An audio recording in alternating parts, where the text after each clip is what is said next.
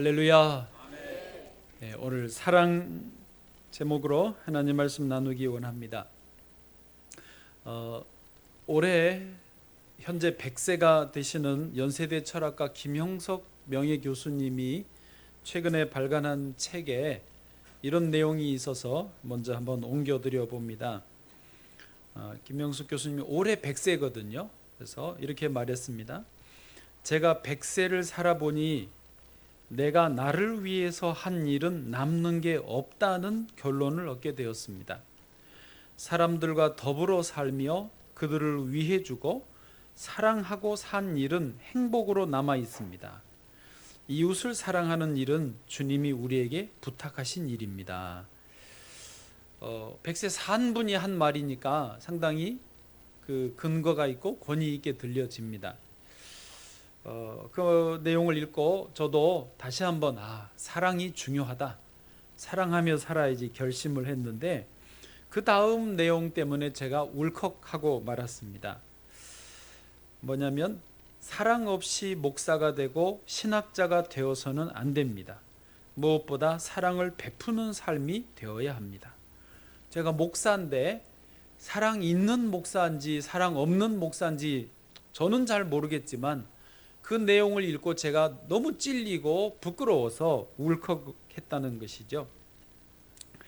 마태복음 5장 13절 성경의 말씀입니다. 너희는 세상의 소금이니 소금이 만일 그 맛을 잃으면 무엇으로 짜게 하리요? 후에는 아무 쓸데없어 다만 밖에 버려져 사람에게 밟힐 뿐이니라. 아멘. 우리는 주님께서 말씀하시기를 세상의 소금이다라고 하셨습니다. 또 그 다음 절에서는 우리가 세상의 빛이라고 말씀하셨어요. 그래서 소금이 그 짠맛을 잃어버리면, 빛을 내지 못하면 쓸모없게 되고 기능을 상실하게 되어서 길에 버려지고 사람들에게 밟히는 비참한 처지가 되고 만다는 것입니다.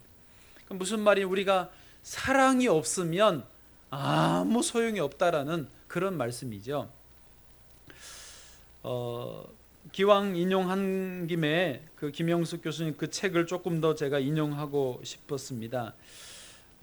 한 폴란드 신부를 어느 책을 그분이 또 재인용해서 소개를 했는데, 이 폴란드 신부님의 이야기가 우리가 오늘 좀 배우기 원하는 십자가 사랑에 대해서 분명하게 좀 소개해주고 있었습니다. 내용은 이렇습니다. 폴란드 한 신부가 일본에 와서 사회사업, 선교를 하고 있었는데, 이제 선교하는데 또 선교 기금이 필요하잖아요. 그래서 그 기금을 마련하기 위해서 자기의 고국 폴란드로 잠시 귀국을 했습니다. 근데 그때 마침 세계 2차 대전이 발발했고 독일이 제일 먼저 침공해서 점령해버린 나라가 폴란드였습니다. 그때 많은 폴란드 사람들을 잡아서 수용소에 감금을 했는데, 하필 그때 들어갔던 폴란드 신부도 붙잡혀서 수용소에 감금되게 됐습니다. 수용소에 갇힌 폴란드인들은 기회만 되면 탈출을 시도했습니다.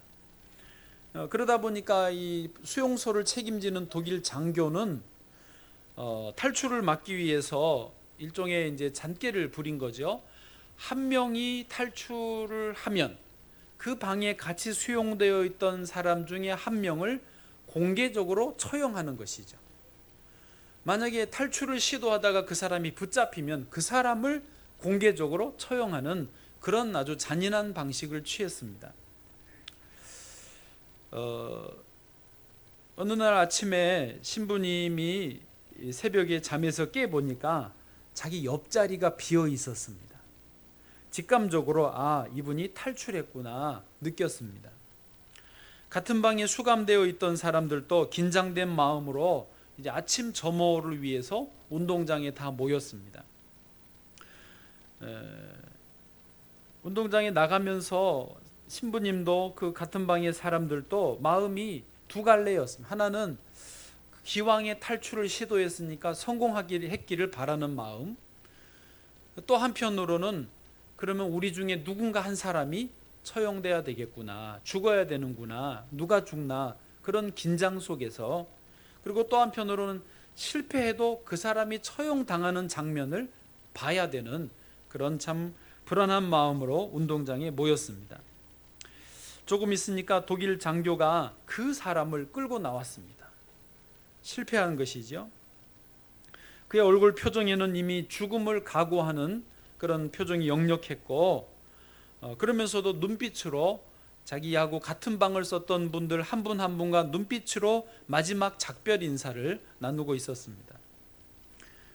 신부님과도 드디어 눈이 마주치면서 그분이 작별 인사를 고하는 것을 신부님은 느낄 수 있었는데, 신부님이 그 순간을 도저히 참을 수가 없어서 자기도 모르게 뚜벅뚜벅 독일 장교 앞으로 걸어 나가게 됐습니다. 그리고 이렇게 호소했습니다. 장교님, 이 사람은 내가 옆자리에 있었기 때문에 너무 잘 압니다. 이 사람에게는 사랑하는 아내가 있고 어린 자녀들이 3명이나 집에 기다리고 있습니다. 그는 사랑하는 가족에게 돌아갈 권리가 있습니다. 장교님도 사랑하는 가족이 있지 않습니까? 그 마음을 잘 아실 것입니다. 그러니 돌려보내 주십시오. 만약에 돌려보내기 어려우면 죽이지는 말아 주십시오 라고 하소연을 했습니다. 그리고 덧붙였습니다. 장교님, 만약에 이 사람 대신 누군가가 죽어야 한다면 내가 죽겠습니다. 독일 장교가 약간 놀란 표정으로 그러나 딱딱한 목소리로 물었습니다. 너의 목숨은 아깝지 않느냐? 신부가 이렇게 대답합니다. 다행히 나는 신부이기 때문에 나 혼자면 됩니다. 이 사람에게는 가족이 기다리고 있습니다. 누구도 그들이 서로 만나고 사랑하며 살 권리를 빼앗아서는 안 됩니다. 결과적으로 그 사람은 살려줬고 대신해서 신부님이 처형을 당했습니다. 낮에 이제 그렇게 하루가 일과가 시작이 됐으니까 낮에 다 중노동을 하고 밤에 다시 숙소로 돌아왔는데, 그 대신 신부 대신 살아남은 그 동료가 잠자리에 누워서 흐느껴 울었습니다. 그 우는 소리가 방 안에 파장으로 퍼졌고, 그때 가장 그 방에서 연장자인 한 분이 이렇게 말을 했습니다. 아무리 어렵더라도 우리 함께 이 난국을 극복하고 살아남기로 하자. 아직은 이 세상이 이렇게 착하고 아름다운데 우리가 희망을 버려서는 안 되겠다. 여러분도 아마 마음에 감동이 되실 텐데, 저도 이 내용을 읽으면서 진한 감동이 밀려왔습니다. 아, 이게 주님의 사랑이구나, 이게 진짜 사랑이구나 하는 것을 다시 한번 확인을 했습니다. 그러면서요, 동시에 솔직하게 말을 해야 되는데 스치듯이 저의 마음에 들어왔다가 나가는 생각이 있었습니다. 아주 비겁한 마음이었는데, 아, 내가 신부가 아닌 게 다행이다. 여보세요? 이해가 되셨어요? 나는 가족이 있는 목사라서 다행이로구나. 이런 한심한 생각이 저에게 잠깐 동안 스치고 지나갔습니다. 뭐 저라고 별 수 있겠습니까? 저도 죽기 싫어하고 이런 이유, 이런 핑계 변명 대면서 살려고 아둥바둥하는 저도 비슷한 가련한 인생일 뿐인 것이죠. 저는 목사이지만 성자가 아닙니다. 사랑이 아직 부족한, 아직 한심한 인생이라는 것이죠. 그러나 성경에서 우리가 배워야 되는 사랑은 예수 그리스도의 사랑입니다. 우리가 닮아가기 원하고 또 그렇게 완성해 가야 되는 사랑은 예수님의 십자가 사랑입니다. 여러분, 사랑은요, 우리 기독교의 최고의 덕목입니다. 사랑은요, 성령의 은사라고도 되어 있습니다. 고린도전서 12장에 보면 사도 바울 선생이 성령의 은사들에 대해서 쫙 설명을 해줬어요. 나열을 했어요. 방언, 예언, 통변, 병고침, 믿음, 여러 가지 은사들을 쫙 말해줬는데, 맨 마지막에 어떻게 말했냐면 고린도서 12장 31절 맨 마지막 절에 너희는 더욱 큰 은사를 사모하라. 더욱 큰 은사가 있다는 거예요. 내가 또한 가장 좋은 길을 너희에게 보이리라. 가장 좋은 길이 있다는 거예요. 그리고 고린도서 13장으로 넘어가서 그게 뭐다? 사랑이라고 말하고 있습니다. 성령의 은사들 중에 최고 가장 좋은 것이 뭐다? 사랑이다라고 말하시는 거죠. 또 성령의 은사와 비슷하지만 분명히 구별된 게 성령의 열매거든요. 성령의 9가지 열매가 나오는데 그 중에 첫 번째로 나오는 게 사랑입니다. 갈라디아서 5장 22절, 오직 성령의 열매는 사랑과 희락과 화평과. 순서가 큰 의미가 있을까 싶지만 그래도 제일 먼저 나오는 거 보면 이게 제일 중요한 거예요. 사랑이 제일 중요한 성령의 열매입니다. 여러분, 저를 보십시오. 성령의 은사는요, 선물로 그냥 주시는 거예요. 그러니까 사랑이라는 이 은사를 성령님이 우리에게 마음에 부어 주셨어요. 받으면 돼요. 그런데 그렇게 끝나지 않고 또 성령의 열매로도 사랑이 있는 걸 보면, 열매는 뭐냐면 은사와 약간 구별되게 열매를 맺기 위해서는 우리가 수고하고 훈련하고 노력을 해야 됩니다. 그러니까 성령님이 은사로 주신 사랑이 있지만 이게 온전한 사랑, 십자가의 사랑, 참된 사랑으로 발전하기 위해서는 우리가 수고해야 되고 노력해야 된다는 거죠. 그래야 참된 그 사랑의 자리로 나아가는 것입니다. 모든 성경에서 모든 계명들 중에 가장 핵심적이고 가장 본질적인 것이 뭐냐? 이 사랑인 것이죠. 예수님의 사랑이에요. 그래서 우리가 사랑이 없으면요, 요즘 말로 그냥 꽝입니다. 꽝. 근데 사도 바울은 사랑이 없으면 뭐라고 했냐면 꽹가리라고 표현을 했습니다. 그 부분만 보실까요? 고린도전서 13장 1절 말씀이에요. 같이 읽어보실까요? 시작. 내가 사람의 방언과 천사의 말을 할지라도 사랑이 없으면 소리나는 구리와 울리는 꽹가리가 되고. 아멘. 꽝이나 꽹가리나요. 사랑이 없으면 이렇다는 것입니다. 여러분에게는 이 사랑이 있으신가요? 이 사랑이 가득하기를 축복합니다. 제가 저 자신을 돌아봤습니다. 목사로서 우리 성도들을 사랑하는가? 제가 우리 교육자들하고 금요일 저녁에 식사하면서 어떻게 이 주제가 나왔는데 제가 저도 모르게 막 그렇게 말했어요. 정말로 지난주간 없다 보니까 오랜만에 성도들을 만나는데 너무 좋은 거예요. 너무 막 기쁘고 너무 사랑스럽고 막 어떻게 제가 기분이 좋아지더라고요. 이렇게 성도님들을 한 분 한 분 만나는데 금요일이 너무 좋았어요.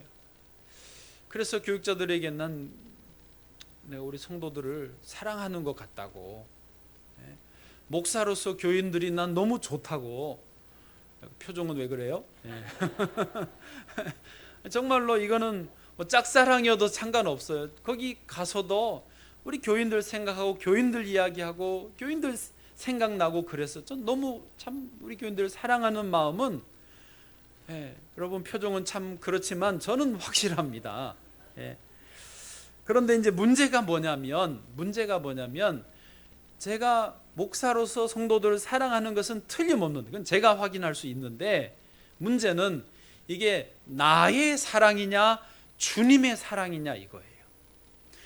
이 양재라고 하는 한 인간이 좋아서 하는 그런 사랑이냐, 아니면 예수 그리스도의 십자가의 은혜로 넘쳐나는 사랑이냐, 그것은 좀 구별할 필요가 있다는 것입니다. 오늘 나누기 원하는 첫 번째 주제가 이것인데요, 예수님의 사랑만이 참 사랑이라는 것입니다. 오늘 본문 15절을 보겠습니다. 15절 같이 읽겠습니다. 시작. 오직 사랑 안에서 참된 것을 하여 범사에 그에게까지 자랄지라. 그는 머리니 곧 그리스도라. 아멘. 자, 15절을 자세히 보십시오. 그럼 보입니다. 오직 사랑 안에서 참된 것을 하여. 이 말은요, 어떤 일을 행할 때 사랑으로 해야 된다라는 것입니다. 저도 여러분을 사랑한다라고 말씀을 드렸는데 그런 사랑으로 모든 일을 행해야 된다라고 하는 말씀인데, 그러면 이 사랑은 어떤 사랑이냐? 뒤로 가면 그게 그리스도의 사랑이라는 것을 알 수 있죠. 범사에 그에게까지 자랄지라. 그는 머리니 곧 그리스도라. 이게 좀 이해가 되셨습니까? 사랑으로 모든 일을 해야 되는 것은 맞는데, 그것은 알겠는데, 그 사랑은 누구의 사랑이냐? 나의 사랑이 아니고 내 수준의 사랑이 아니고 그리스도의 수준의 사랑이어야 된다는 것이죠. 그리고 그것을 처음에는 이제 그에게까지 자랄지라는 말씀이 있는 거 보면, 처음에는 우리 수준이 내 사랑으로 내 수준에서 사랑하면서 할지라도 계속하고 그리스도의 사랑을 바라보면서 가다 보면 그리스도의 사랑, 거기에까지 도달할 수 있게 된다는 것이죠. 다시 오늘은 제가 제 이야기를 많이 하기로 작정을 했으니까 양해를 해 주십시오. 저도 어릴 때, 또 더 젊을 때, 아직 훈련이 안 됐을 때는 이 사랑이 뭔지 몰랐어요. 심지어 제가 목사였을 때, 이제 부목사였을 때 더 그랬는데, 이 사랑을 저도 말하고 알고 이해했다고 하지만 온전하게 십자가의 그 사랑을 잘 몰랐어요. 그래서 참 한심한 경우가 많았습니다. 2부 때 이야기했더니 저 한 사람이 그 이야기 안 해도 되는데 이러시더라고요. 왜냐하면 제 치부를 드러내는 거라 부끄러웠나 봐요. 그런데 제가 일부러 이야기를 합니다. 일단 한번 들어보세요. 제가 부목사였을 때 이제 대형 할인마트, 상설 할인 매장 같은 데 가서 와이셔츠를 2장을 샀어요. 늘 와이셔츠 입어야 되니까 싸고 좋아 보였어요. 근데 한 일주일 정도 이제 입고 다녔는데, 입고 나서 이렇게 저 와이셔츠와 다른 분들 거를 비교해 보니까 왠지 이 카라가 구형 유행이 좀 지난 느낌인 거예요. 그래서 괜히 이제 혼자 생각에 그 상설 할인 매장에서 유행 지난 거를 싸게 팔았구나. 그럼 말을 해줬어야지. 사실 그런 의무도 없는데 말이죠. 그래가지고 이제 괜히 저 혼자 짜증이 나고 화가 나서 전화를 했어요. 대형 마트니까 그 담당은 그 사장도 아니고 그냥 직원, 안내하는 직원 여자분 아가씨가 전화를 받았지 않았겠어요? 이제 좀 따졌죠. 그랬더니 황당한 거예요, 그 아가씨 입장에서는. 그래서 제가 왜 유행 지난 거를 팔았냐, 왜 말을 안 해줬냐, 이런 말 그대로 진상 고객을 제가 한 거예요. 예. 그때는 저는 정당하다고 생각했는데 지금 생각하면 너무 창피한 거예요. 예. 제가 왜 이야기를 굳이 하느냐면요, 여러분, 저도 멀쩡한 사람이에요. 여러분, 진상 그럼 완전 짐승같이 생긴 사람인 줄 알죠? 다 똑같은 사람들이에요. 중요한 것은 뭐냐면 그 주님의 사랑을 깨닫지 못하고 그 사랑 없이 모든 일에 시시비비를 가리려고 덤비면 그게 진상이에요. 예? 그러나 이제는 이제 제가 알죠. 선교사 갔다 오고 이 십자가 사랑을 알고 나서는 그런 일이 있으면 허허 웃어 넘기고 제가 저를 탓하죠. 제가 손해를 보죠. 지금은 그렇게 된 것은 뭐냐, 예수님의 십자가 사랑을 경험하고 난 이후부터는요, 더 이상 누가 그러려고 아유 괜찮다고 손해 보자고 이제 그런 상황이 되는 거죠. 여러분, 사랑이 있으면, 특별히 예수님의 십자가 사랑을 이해하고 알면 누구나 다 천사가 되는 것이고요, 그것을 이해하지 못하면 다 진상이 되는 거예요. 예수님의 이 참된 십자가 사랑을 가장 잘 표현한 구절이 로마서 5장 8절이거든요. 여러 구절들이 많지만 이 구절을 한번 읽겠습니다. 시작. 우리가 아직 죄인 되었을 때에 그리스도께서 우리를 위하여 죽으심으로 하나님께서 우리에 대한 자기의 사랑을 확증하셨느니라. 아멘. 예, 보세요. 우리가 아직 죄인 되었을 때에 예수님이 십자가에 달려 우리를 위해 죽어주셨대요. 우리가 이 사랑을 받을 만한 자격도 없고 가치도 없고 죄 가운데 있을 때에, 가장 한심할 때에 그런 우리를 위해서 예수님이 죽어주셨다는 거예요. 그런 우리를 사랑하셨다는 거예요. 이게 진짜 사랑이에요. 이게 예수님이 십자가 사랑이라는 말이죠. 여러분, 이것을 이해하기를 원합니다. 우리가 자꾸 이것을 이해 못하면 잘못한 사람에게 막 잘못했다 그러고 잘한 사람에 잘했다고 그냥 그러고 끝나고 마는데 십자가가 없는 거예요. 그래서 세상이 끊임없이 우리를 공격하는 거죠. 끊임없이 이 십자가 사랑을 훼손하고 이 하나님의 무한하신 전혀 조건 없는 완전한 은총을 훼손시키려고 하는 거예요. 우리가 자꾸 거기에 넘어갑니다. 넘어가면 어린아이이죠. 14절이 그것을 표현하고 있습니다. 14절 같이요. 시작.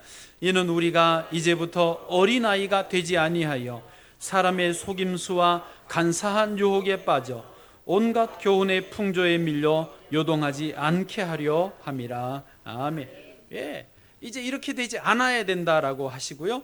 15절로 다시 넘어가면서 그러나가 15절 앞에 있거든요. 원문에는 있는데 번역하다 빠졌는데, 그러나 오직 사랑 안에서 참된 것을 하여 범사에 그에게까지 자랄지라. 그는 머리니 곧 그리스도라.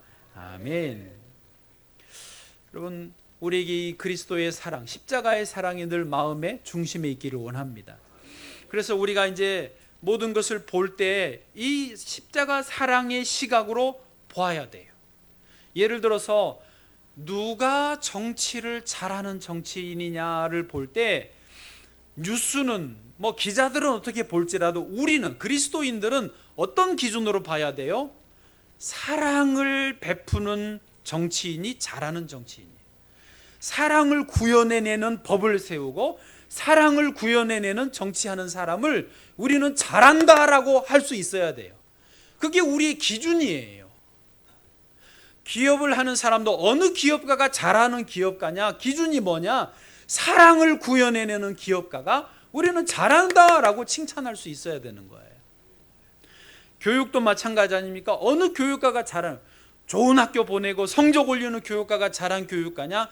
아니요. 우리는요, 사랑을, 십자가 사랑을 표현해내고 아이들에게 그 사랑을 쏟아부어주는 선생님이 좋은 선생님이에요. 다른 거 우리 몰라도 돼요. 가정에서 부모님도 똑같습니다. 어느 부모님이 좋은 부모님이냐? 돈 잘 대주고 좋은 옷 사주고, 예, 그것도 필요하긴 하지만은 근본적으로는 그 자녀를 사랑하는 부모, 십자가의 사랑으로 사랑하는 부모, 내 이기적인 욕심으로 아이를 도구로 삼는 그런 부모 아니고, 그 사랑 아니고 정말 십자가의 은혜로 사랑할 줄 알아야 좋은 부모라는 거죠. 이번에 노회장 수련회 다녀오면서 한 장로님 노회장님과 이렇게 사귀게 됐어요. 연세가 저보다 훨씬 많고 아주 훌륭하신 분이시더라고요. 그때 장로님 이야기를 3시간을 저하고 같이 이제 이야기하면서 서로 호구조사 다 하고 가족 이야기 다 했어요. 아주 재밌게 죽이 잘 맞아가지고 대화를 했는데, 이분에게 이제 딸이 3이 있대요. 근데 딸 3인데 중간에 3년 정도 저희랑 비슷하게 외국에 나가 살다가 들어오시면서 아이들이 우리보다 더 컸어요. 그러면서 한국에 적응을 잘 못하고 학교를 잘 못 따라갔대요. 학교 그 공부를. 첫째 딸은 어떻게 해서 한동대를 갔는데 둘째 딸이 좀 처졌대요. 그리고 또 어릴 때부터 첫째 딸은 첫째 딸이라고, 막내는 막내라고 이렇게 좀 사랑을 받고, 또 애들이 또 좀 죄송합니다, 그 표현 그대로 옮기면 이쁘게 생겼는데, 둘째는 장로님 표현 그대로 말하면 못생겼대요. 사진을 보여주는데 사실이더라고요. 그리고 또 이렇게 머리도 이 첫째하고 셋째에 비해서 영 아니었대요. 그냥 아버지니까 편하게 얘기하시더라고요. 그런데 장로님이 아버지로서 그 둘째를 그렇게 사랑했대요. 더 의도적으로 더 사랑해주고 더 챙겨주고 받아주고, 어릴 때부터 그것을 그렇게 잘 하셨대요. 놀라운 일이 뭐냐면, 제가 이제 첫째 딸은 한동대 갔는데 둘째가 이제 중간에 왔다 갔다도 했고 머리도 좀 딸리고 그러다 보니까 지방에 있는 신학교에 갔대요. 지방에 있는 신학교, 믿음이 좋으니까 신학교를 갔어요. 그런데 얘는 사랑을 충분히 받아놓은 아이라서 자신감이 있더래요. 학교를 다니더니 아버지한테 어느 날, 아빠 나 편입할래요, 일반 대학에 가고 싶어요 그러더래요. 그러라고. 그랬더니 열심히 혼자 공부하더니 아주대학교 영문과의 편입에 성공하더래요. 여러분 아세요? 입학하는 것보다 더 어려운 게 편입이에요. 편입은요, 자리가 한두 자리밖에 없거든요. 정말 어려워요. 그런데 합격을 하더래요. 그래서 잘했다 이렇게 칭찬해 줬는데, 또 한 2년 다니더니 자기는 또 간호과에 편입하겠대요. 여러분 간호과 정말 어렵거든요. 또 제법 어렵습니다. 그러더니 또 열심히 공부하더니 이화여대 간호과에 들어갔대요. 편입해가지고 그것도. 오, 잘했다. 그러더니 이제 그 사이에 결혼했어요. 전도사님하고 결혼하고 목사님 되고 남편이 애도 아들 하나, 딸 하나, 아들 하나 이렇게 낳았는데 그 아들, 그러니까 손자죠. 장로님에게 손자 사진을 보여주는데 지 엄마 닮았어. 봐도 웃겨. 그냥 봐도 얘는 개그맨 같이 웃기고, 애가 그렇게 또 손자가 웃긴 짓을 많이 한대요. 하여튼 인물은 그래. 그런데 자신이 넘치는 거예요. 그러더니 또 그 딸이 간호사 하다가 아빠 나 캐나다로 이민 가겠대. 뭐 그러라고. 근데 캐나다가요 그런 그 전문인들을 이민을 받아줘. 영주권을 줘요. 정식으로 이민을 받아주는데 서류가 굉장히 복잡합니다. 이민 그냥 되지는 않잖아요. 근데 그걸 다 해내더래요. 다 해내고 정말로 이민을 가서 캐나다 공항에서 바로 영주권을 받았대. 지금 캐나다에서 유니팩이라는 데서 잘 산대요. 네. 그 이야기를 쭉 들으면서 저도 그렇고, 저도 이제 교육에 관심이 있으니까 장로님도 결론이 같았어요. 뭐냐면 부모가 자녀에게 충분한 사랑을 부어주면 아이들의 외모나 머리나 그런 환경에 상관없이 자기들이 충분하게 그것을 넘어가더라는 거예요. 자기들이 하나님 앞에서 은혜 받고 인생의 길이 열리더라는 거죠. 여러분 좋은 부모님 되시기를 바랍니다. 우리에게 가장 충분하고 완전한 사랑은요, 예수님의 십자가 사랑입니다. 혹시 제가 걸려서 말씀드리지만 혹시 나는 부모에게 충분한 사랑을 못 받았다라는 아쉬움이 있는 분 있으십니까? 그러면요, 가장 완전한 원형인 모델인 예수님의 십자가 사랑을 누리시기를 바랍니다. 지금도 주님은 저와 여러분을 사랑하시고요, 이 십자가 안에서 넘치도록 부어주시는 사랑이 지금도 흘러가고 있습니다. 제가 아는 맹윤길 총장님이란 총장님이 계시는데 장신대 총장을 하셨거든요. 이분은 고아 출신이세요. 그런데 어릴 때 고아하지만 부모의 사랑을 전혀 못 받았지만 이 십자가 사랑을 받으니까 아주 건강한 삶을 살고 총장까지 하셨어요. 그런데요, 제가 그것을 인식할 때 비슷한 시기에 막가파라고 뉴스에 많이 나왔습니다. 그 아이들도 편부모나 고아들이 많았거든요. 근데 그들은 그 사랑을 못 받으니까 말 그대로 막가파가 되는 거예요. 여러분, 사랑은 정말 중요한 것입니다. 저와 여러분에게 이 예수님의 십자가 사랑이 오늘도 넘쳐나기를 바랍니다. 두 번째로 이 사랑, 이 그리스도의 사랑으로 우리는 모든 일들을 이루어 가야 됩니다. 오늘 본문 16절입니다. 16절 같이 읽겠습니다. 시작. 그에게서 온몸이 각 마디를 통하여 도움을 받음으로 연결되고 결합되어 각 지체의 분량대로 역사하여 그 몸을 자라게 하며 사랑 안에서 스스로 세우느니라. 아멘. 자, 16절도 다시 자세히 보십시오. 그에게서 온 몸이 각 마디를 통하여 도움을 받음으로 연결되고 결합되어, 여기까지만 보시면, 자, 여기서 그에게서 할 때 그가 누구죠? 예수님을 말하지요. 그런데요, 예수님이다라고만 하면 반만 이해하시는 거예요.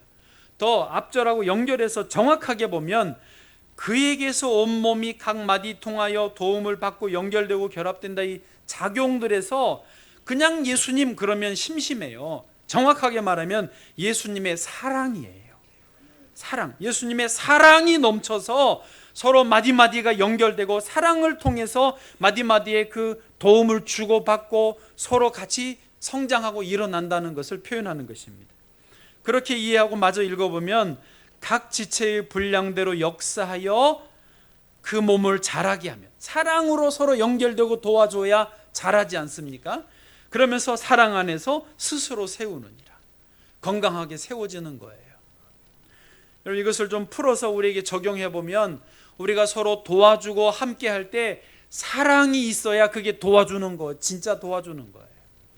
사랑 없이 하는 거는요, 그냥 자기 얼굴 내미는 거고요, 사진 찍어서 이름 내려고 하는 거고요, 정말 밥맛이에요, 병맛이에요.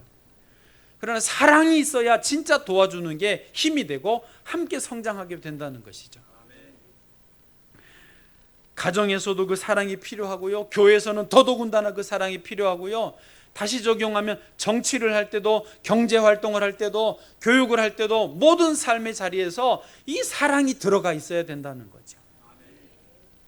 특별히 교회에 한번 다시 말씀드리면, 교회는요 유기체라고 합니다. 조직체와 구별이 되거든요. 조직체는 뭐냐, 회사 같은 데, 기업 같은 데를 말해요. 기업은 조직체죠. 거기서 목적은 이윤 추구입니다. 카트라는 영화가 2014년도에 나와서 한 70만 명 정도 관람을 하셨더라고요. 크게 히트는 못 쳤어요. 카트라는 영화의 내용이 뭐냐면, 마트에서 일하는 비정규직 직원들이 부당 해고당할 때 이제 머리띠 싸매고 데모하는 그런 내용이거든요. 거기에 이런 그 대사가 나와요. 회사가 잘 되면 나도 잘 될 줄 알았어요. 순진한 아줌마들이 회사가 잘 되면 나도 잘 될 줄 알았어요. 그런데 그게 아니고 부당 해고당하고 그러는 걸 보고 들고 일어난 내용이거든요. 맞아요. 회사는 조직체이기 때문에 필요하면 적은 돈 주고 쓰다가 필요 없으면 그나마도 잘라버리는 곳이 회사죠. 그게 조직체라는 거예요. 그러나 교회는 유기체예요. 유기체는요 모든 지체들이 서로 사랑 가운데 연결되어 있는 거예요. 가정이나 마찬가지예요. 지체가 약하다고, 문제 있다고, 쓸모없다고 잘라낼 수 있는 게 아니에요. 그럴수록 더 품어주고 그럴수록 더 사랑을 쏟아부어줘야 되는 곳이 유기체고, 그것이 교회라는 것이죠. 그것을 원하시는, 그것을 이루기를 원하시는 분이 예수님이시고, 근본 에너지를 공급하는 분이 예수님의 십자가 사랑이라는 것입니다. 이것을 아주 좋게 비유해 놓은 한 책이 있는데, 존 러스킨이라는 분이 나중에 온 이 사람에게도 라는 책을 썼습니다. 유명한 책입니다. 나중에 온 이 사람에게도. 이 책 제목이 어디서 왔냐면 성경 마태복음 20장 포도원 일꾼 품꾼 비유에서 나왔습니다. 그럼 그 이야기 아실까요? 한 포도원 농장 주인이 새벽에 인력 시장에 나가서 일꾼들을 불렀어요. 7시에 한 데나리온씩 주겠다. 하루 품삯이에요. 포도원에 들여보냈습니다. 9시에 가서도 또 있으니까 들여보냅니다. 12시에 가서도 있으니까 들여보냅니다. 설마 하고 오후 5시에 가서도 보니까 놀고 있는 사람들이 있어서 들여보냈습니다. 저녁에 일과가 다 끝나서 맨 나중에 온 그 사람들에게 얼마를 주죠? 네, 한 데나리온을 줍니다. 왜요? 그 사람들에게도 먹여 살려야 될 집에 처자식들이 있는 거예요. 그 하루 품삯을 못 받으면 그분들이 굶어 죽잖아요. 굶어야 되잖아요. 죽지는 않을지라도 굶어야 되잖아요. 그래서 하루 품삯씩을 주는 거예요. 이게 뭐냐면 기독교 정신이고, 그 근본에는 사랑이 있는 거예요. 여러분, 우리 기독교에서 자본주의가 나왔어요. 그래서요, 자본주의 앞에 기독교를 붙여야 정상입니다. 기독교 자본주의가 나온 거예요. 기독교 자본주의는 뭐냐면 열심히 일해서 그걸로 사랑을 베푸는 거예요. 그게 건강한 기독교 자본주의거든요. 그래서 반대되는 게 뭐냐면 천민 자본주의입니다. 들어보셨죠? 천민 자본주의는요, 자기만 아는 거예요. 돈 벌어서 자기만 먹고 살려고 하는 거예요. 자기 배만 불리는 거예요. 돈이 최고라는 거예요. 정말 실제로 자본주의가 돈이 최고이긴 하거든요. 그런데 자기만 원하는 것, 사랑이 없는 것은 천민 자본주의고요. 돈을 열심히 일해서 돈 벌어서 어려운 사람 돕고 함께 살려고 하는 게 기독교 자본주의. 원래 그게 기독교 정신이고 자본주의의 출발이 그거예요. 록펠러라고 하는 사람이요, 세계 최고의 부자가 됐습니다. 정말 잔인할 정도로 다른 경쟁 기업들을 죽이고 돈을 벌어서 세계 최고의 부자가 됐어요. 근데 53세까지는요 천민 자본주의였어요. 이후 생각도 안 했어요. 누구 도울 줄도 몰랐어요. 아주 나쁜 놈이었어요. 그런 상징, 대명사가 록펠러였어요. 그때까지. 53세에 죽을 병에 걸렸어요. 그때 어느 날 밤에 밤새도록 기도하고 이제 정신이 돌아와서 구제하기 시작하고 자기가 번 돈으로 학교 세우고 교회 세우고 어려운 사람 돕기 시작했어요. 그러니까 금방 죽는다는 사람이 안 죽고요, 정말 자기가 사는 것처럼 살고 행복하게 살다가 44년을 더 살았어요. 98세인가 살다가 죽었어요. 그러니까 그전에는 천민 자본주의였다가 나중에 53세 이후에 기독교 자본주의가 되는 거죠. 사랑 없는 인생이었다가 사랑 있는 인생으로 바뀐 거죠. 여러분, 저 여러분에게 이 사랑이 있기를 원합니다. 이 비밀을, 이 은혜를 깨닫기 전에는요, 여러분 교회를 나와도 사실 아직 옛날 저처럼 진상일 수 있습니다. 예. 진상은 따로 있는 게 아니에요. 정말이요. 사랑이 없으면 진상이에요. 사랑이 있으면 아름다운 천사들이 되는 것이죠. 말씀 마치겠습니다. 우리 교회가 이렇게 사랑으로 가득한 교회 되기를 원합니다. 우리 교회 와보신 분들이 놀라는 게 뭐냐면 교회가 분위기가 좋다는 거예요. 오늘 2부 때도 어떤 목사님이 와서 저를 잠깐 보려고 왔다가 예배드리고 갔는데 첫 마디가 살아있는 예배를 드리시네요 하시더라고요. 네, 너무 감사한 말이에요. 우리 교회는 세대 간의 차이가 많지 않습니다. 없다는 말이야. 있어요. 그러나 많지는 않아요. 벽이 낮아요. 다 우리 아이들 같고 우리 조카 같고 우리 손자 같고 다 안아주시고 축복하고 사랑하는 그런 귀한 공동체입니다. 이런 특징과 좋은 장점이 있는 우리 교회 공동체가 더 이 분위기를 살리면 좋겠어요. 우리의 가정의 자녀들 위해서 같이 기도해주고 교회 학교 나온 아이들 더 축복해주면서 복된 자녀들로 같이 기를 때 여기서 정말 세계적인 인물들이 더 많이 나오게 되리라 믿습니다.